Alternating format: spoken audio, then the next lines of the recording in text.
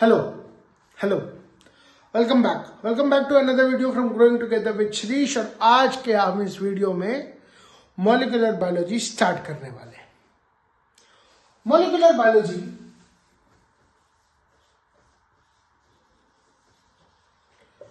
जब हम स्टार्ट करते हैं तो सबसे पहले तो आप ये समझ लीजिए कि मॉलिक्यूलर बायोलॉजी पढ़ना जरूरी क्यों है। ना सिर्फ यह आपकी CSI या यूनिट नंबर 3 यानी फंडामेंटल प्रोसेसेस का एक इंपॉर्टेंट पार्ट है, बल्कि इसके रियल लाइफ एप्लीकेशंस भी बहुत ज्यादा है। इनफैक्ट पूरी की पूरी जो बायोटेक इंडस्ट्री है और अगर बायोलॉजी पढ़ना चाहते हैं तो आपको मॉलिक्यूलर बायोलॉजी बहुत अच्छे से समझ में आनी चाहिए। मेरे वर्ड्स मार्क करके रखिएगा, मैं कहता हूं याद नहीं होनी चाहिए, समझ में आनी चाहिए। उसका मैं आपको रीजन बताता हूं। आप जब भी किसी चीज की बात करते हैं, जब भी किसी प्रोटीन की बात करते हैं, जब भी किसी DNA की बात करते हैं, जब भी किसी डिसीज को ठीक करने की बात करते हैं एट अ मॉलिक्यूलर लेवल, तो इसी सब्जेक्ट का इंटरप्रिटेशन होता है। वो कैसे होता है वो मैं आपको बताऊंगा। एक बेसिक इंफॉर्मेशन मॉलिक्यूलर बायोलॉजी की ये कहती है कि हम अपने DNA को रेप्लिकेट करते हैं। सबसे पहली बात तो ये है कि इतना डिटेल में जाने से पहले हमें ये समझ में आना चाहिए कि DNA होता क्या है। What is DNA?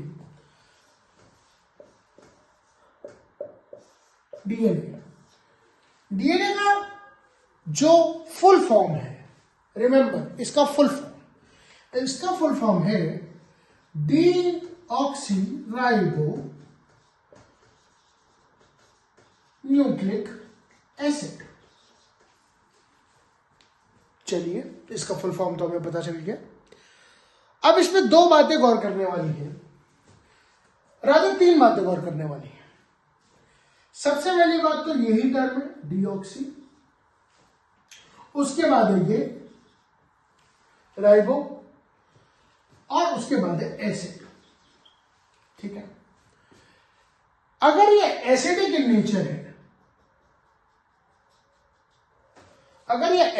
नेचर है, तो इसका मतलब इसमें जो चार्ज है वो नेगेटिव है। ये बात कैसे पता चली? ये बेसिक केमिस्ट्री है। कोई भी एसिड होता है, आप ये ले लीजिए, HCl एक एसिड है, ठीक, H2SO4 एक एसिड है,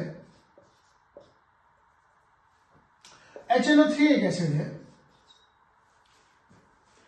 और इन सब में से H हटा दीजिए, तो क्या ये नेगेटिव आयंस है? बिल्कुल है। इसी तरह से ये एसिड की कैटेगरी में इसलिए है क्योंकि इसके पास भी एक नेगेटिव आयन है। वो नेगेटिव आयन कहां से आता है वो भी मैं आपको बताऊंगा। अब ये बात भी समझ में आ गई हमारे कि ये एसिडिक इन नेचर है। अच्छा, एसिडिक इन नेचर है, इसका मतलब ये है कि ये बेसिक प्रोटीन्स के साथ एक बॉन्ड बनाएगा, इंटरेक्शन करेगा, opposite charges attract each other. ठीक है, अगर ये बेसिक प्रोटीन्स, जिसका नाम आप सबको पता होगा शायद हिस्टोन्स होता है, अगर इसके साथ ये बॉन्ड बनाएगा तो ठीक बॉन्ड बनेगा, क्योंकि इसके पास एक नेगेटिव चार्ज है और हिस्टोन्स के पास पॉजिटिव चार्ज होते हैं। अभी आपके लिए इतना ही जानना जरूरी है इस केस में। अब मैंने आपको एसिड के बारे में तो बता दिया, अब मैं आपको राइबो के बारे में बताता हूं। राइबो कहां से आया? राइबो जो टर्म आया वो आया राइबोस शुगर से, राइट? देखिए,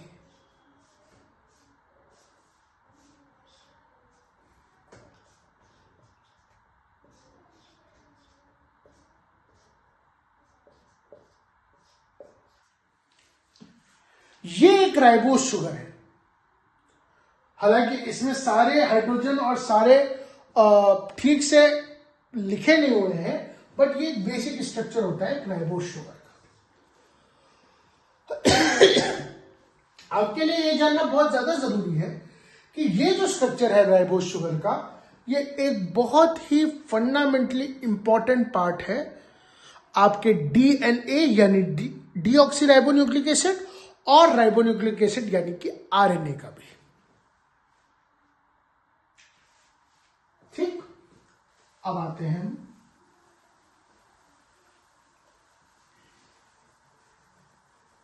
ये राइबोज शुगर को अभी हम नहीं इरेज करते क्योंकि यहां से सारी कहानी स्टार्ट होती है।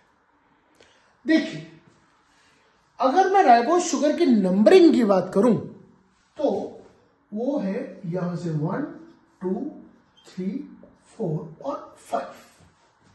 इससे आपको यह भी समझ में आ रहा होगा कि राइबोज शुगर में 5 कार्बन्स होते हैं। मैंने फिर कहा, मेरी ये लेक्चर सीरीज बेसिक से एडवांस लेवल की है, इसलिए मैं ये समझकर पढ़ा रहा हूं कि अभी तक आप लोगों ने मॉलिक्यूलर बायोलॉजी नहीं पढ़ी है। कोई बात नहीं, हम साथ में मिलकर पढ़ेंगे, रिवाइज करेंगे, लर्न करेंगे और नई चीजों को समझेंगे। ये आपकी राइबोज शुगर के साथ जब एक नाइट्रोजनस बेस ऐड हो जाता है, कौन सा बेस? नाइट्रोजनस बेस ऐड हो जाता है, और कौन सी पोजीशन पर ऐड हो रहा है ये भी ध्यान रखिए। फर्स्ट पोजीशन पर जब नाइट्रोजनस बेस ऐड हो जाता है तो आप इसे कहते हैं एक न्यूक्लियोसाइड। जब आपकी राइबोज शुगर के साथ एक नाइट्रोजनस बेस, जिसे मैं NB से भी रिप्रेजेंट कर रहा हूं, ये जब ऐड हो जाता है तो ये बना देता है आपका न्यूक्लियोसाइड। इतनी बात समझ में आई आपको? ठीक है।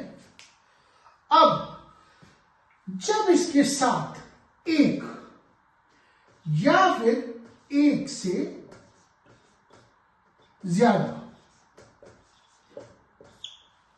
1 और मोर देन 1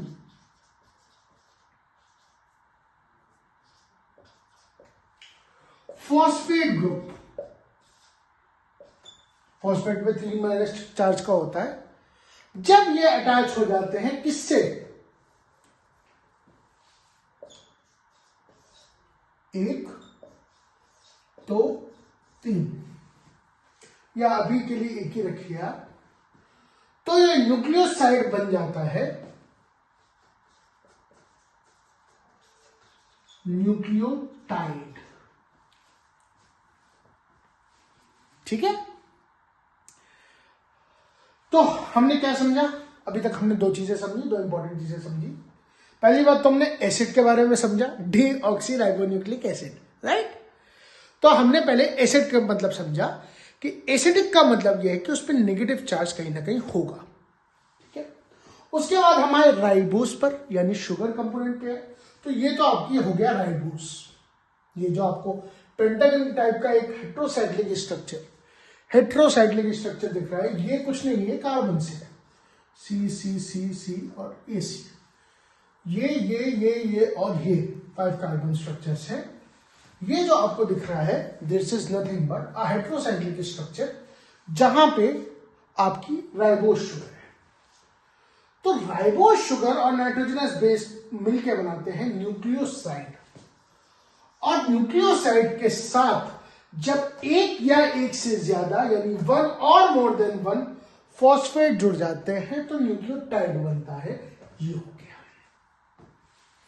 अब जब इस पे फॉस्फेट जुड़ा तो इस पे आ गया नेगेटिव चार्ज।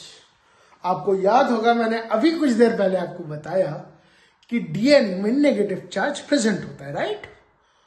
वो नेगेटिव चार्ज कहां से आता है? वो नेगेटिव चार्ज इसी फॉस्फेट से आता है। तो अभी तक हमने डीएनए की जो फुल फॉर्म थी यानी डीऑक्सीराइबोन्यूक्लिक एसिड, उसमें से 2 चीजें पढ़ ली। एसिड पढ़ लिया और राइबो पढ़ लिया।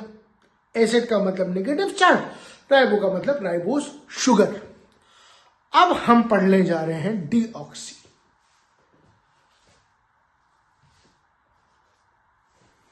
डीऑक्सी का मतलब बस C2 पोजीशन से आप जो है कार्बन का जो ऑक्सीजन अटैच था वो आपने हटा दिया और यहां पर रह गया केवल H। ये हो गया आपका डीऑक्सीराइबोन्यूक्लिक एसिड। अब इसके साथ जो नाइट्रोजनस बेस अटैच्ड है, यहां पे ये अटैच्ड है, यानी जो सेकंड OH ग्रुप था वो H में चेंज हो गया, ऑक्सीजन हट गया है। ये आपके 5 प्राइम पे फॉस्फेट है, 3 प्राइम पे OH है। अब आपने यदि गौर किया होगा तो हम जब बेसिक उसमें लिखते हैं, जब हमें डीएनए को ऐसे नहीं ऐसे दिखाना होता है, तो भी तो हम यही कहते हैं कि एक साइड 5 प्राइम फॉस्फेट है, एक साइड 3 प्राइम OH है, एक साइड 3 प्राइम OH है, एक साइड 5 प्राइम फॉस्फेट है। तो ये यही 5 प्राइम फॉस्फेट और यही 3 प्राइम OH की हम बात कर रहे होते हैं। अब आपका यह सवाल उठ सकता है कि हमने थर्ड की जगह सेकंड से OH क्यों हटाया? हम थर्ड से भी OH हटा सकते थे, तब भी वो डीऑक्सी होता। जी हां, बिल्कुल होता, क्योंकि हम कंसेप्ट पे जाएंगे, हम रटने पे नहीं जाएंगे। बायोलॉजी के साथ एक सबसे बड़ा दुर्भाग्य, एक सबसे बड़ा मिसफॉर्चून ये रहा कि इस सब्जेक्ट को हमेशा रटने वाला सब्जेक्ट समझाया गया और समझा गया। मेरी कोशिश ये रहेगी कि मैं आपको बायोलॉजी को समझाना सिखाऊं। देखिए, अगर इसके आप सेकंड से भी OH हटाएंगे तो होगा वो भी, थर्ड से भी OH हटा देंगे तो वो भी डीऑक्सी ही जाएगा। लेकिन ऐसा क्यों हुआ कि सेकंड से हटाया गया, थर्ड से नहीं हटाया गया? इसके बहुत सारे रीजंस हैं।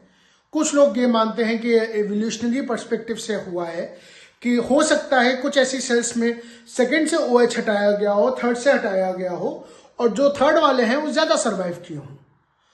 और इसका कोई एग्जैक्ट वो नहीं है, रीजन नहीं है जो मैं जानता हूं। हालांकि मैं इसके बारे में और पढ़ूंगा तो शायद मैं आपको अच्छे से समझा पाऊं। आपके लिए भी एक होमवर्क रहेगा। मैं आपको आज एक छोटा सा होमवर्क देता हूं। आप ये मुझे बताइएगा कि इवोल्यूशनरी पॉइंट ऑफ व्यू से 3 प्राइम OH और 2 प्राइम OH में 2 प्राइम OH ही क्यों हटाया गया, 3 प्राइम OH क्यों नहीं हटाया गया? हम इसके बारे में अगले लेक्चर में बात करेंगे। ठीक है, बहुत बेसिक से मैंने आपको समझाया। ठीक है, तो मैंने आज आपको डीएनए की एक इंपॉर्टेंट डेफिनेशन बता दी। सॉरी, डेफिनेशन अभी भी नहीं बताई है, मैंने आपको बताया है डीएनए का फुल फॉर्म, यानी कि डीऑक्सीराइबोन्यूक्लिक एसिड।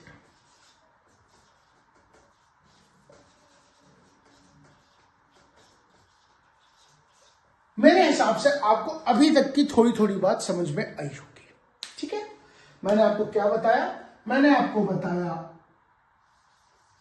न्यूक्लिक एसिड के बारे में सबसे पहले कि नेगेटिव चार्ज है। उसके बाद मैंने आपको राइबो शुगर के बारे में बताया, जो ऐसी शुगर है, ठीक, जिसमें सेकंड और थर्ड पे है, और डीऑक्सी का मतलब अब इसी से रिलेटेड एक छोटी सी चीज मैं आपको और बता देता हूं।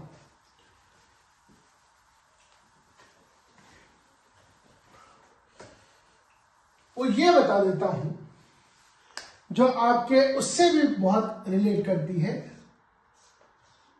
यहां पे OH है और यहां पे OH है, यानी कि सेकंड और थर्ड पोजीशन पर OH है। अब मैंने इन दोनों OH को हटा दिया। अब ये क्या बन गया? ये बन गया DDNP, DDNTP। ये होता है डाई डीऑक्सी न्यूक्लियोटाइड। न्यूक्लियोटाइड क्यों है? क्योंकि इसमें फॉस्फेट जुड़ा है, ट्राइफॉस्फेट। और ये DDNTP किस पे काम आता है? जी हां, DDNTP काम आता है आपके चेन टर्मिनेशन में, और ये चेन टर्मिनेशन का काम आता है आपके सीक्वेंसिंग में। यस, डीएनए की जब सीक्वेंस आपको करनी होती है तो चेन टर्मिनेशन का एक मेथड आता है जिसको हम सैंगर्स मेथड ऑफ सीक्वेंसिंग भी कहते हैं। आज के लेक्चर में इतना ही, मिलते हैं आपसे अगले लेक्चर में परसों। Thank you so much, take care, अपनी सेहत का ख्याल रखिए, पढ़ते रहिए, मेहनत करते रहिए। आपका जो भी ड्रीम होगा आपको सक्सेसफुल आप उसमें हो जाएंगे। हाल ही फिलहाल में आपने CSIR का पेपर भी दिया होगा। पेपर इस बार भी टफ आया था क्योंकि पेपर हर बार अब टफ आता है। अब कंसेप्चुअल क्वेश्चंस बनते हैं तो प्लीज बेसिक्स को मत भूलिए। मैंने खुद CSIR दिया है और बहुत बार अटेम्प्ट किया है, मुझे पता है CSIR निकालना कितनी बड़ी उपलब्धि है, कितनी बड़ी बात है। एक छोटा सा संदेश, एक छोटा सा मैसेज आप लोगों के लिए ये भी है कि जिनका पेपर अच्छा हुआ है, जिनके मार्क्स अच्छे आ रहे हैं, सपोज 95, 100, 110 तक मार्क्स आ रहे हैं जिनके, उनको तो ज्यादा फिक्र करने की जरूरत नहीं क्योंकि उनका नेट या JRF क्लियर है। लेकिन जिनके मार्क्स उतने नहीं आ पा रहे, जो 70-80 की गाड़ी पे अभी जिनकी अटकी हुई है, वो डरे नहीं, वो परेशान ना।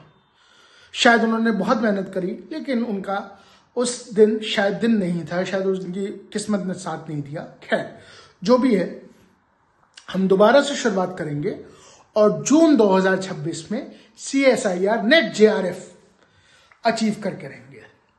अगर आप सब मेरे साथ हैं तो प्लीज इस वीडियो को लाइक, शेयर और सब्सक्राइब करिए, मेरे चैनल को कमेंट करिए और बताइए कि मैंने आपको ये फर्स्ट लेसन कैसा पढ़ाया। अगर आपको कोई भी मुझे इनपुट्स देने हों कि सर हमें ये वाला टॉपिक समझा दीजिए या हमें ये वाला टॉपिक नहीं समझ में आया, प्लीज इसको एक बार और एक्सप्लेन कर दीजिए, तो I will be happy to explain that.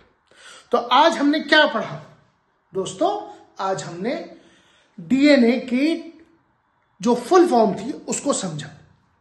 Deoxy ribonucleic acid को डीऑक्सी राइबोन्यूक्लिक एसिड क्यों कहते हैं, आज हमने सबसे पहले एक बेसिक कंसेप्ट तैयार किया। मिलते हैं आपसे नेक्स्ट वीडियो में, तब तक के लिए bye, take care, thank you.